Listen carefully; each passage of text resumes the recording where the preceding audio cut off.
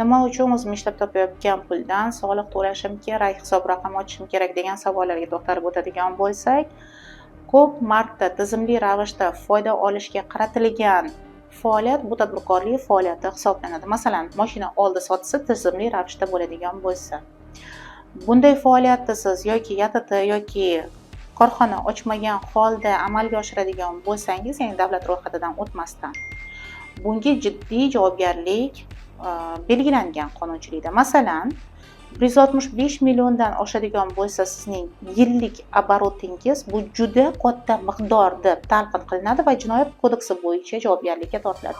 Jami bo'lib 3 ta javobgarlikka tortadigan kodeksimiz bor. Soliq kodeksi moliyaviy jarimalarni belgilaydi.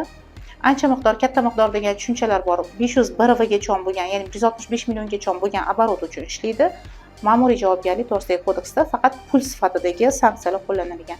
Jinoyat kodeksida esa 5 yilgacha qamoq jazosi yoki ozodlikni cheklash jazolari belgilangan. Batafsil javobgarlik mana shu postning tagida qoldirilgan. Shu sababli har qanday foyda olishga qaratilgan faoliyatni tadbirkorlik subyekti sifatida ro'yxatdan o'tib amalga oshirishingizni maslahat beramiz.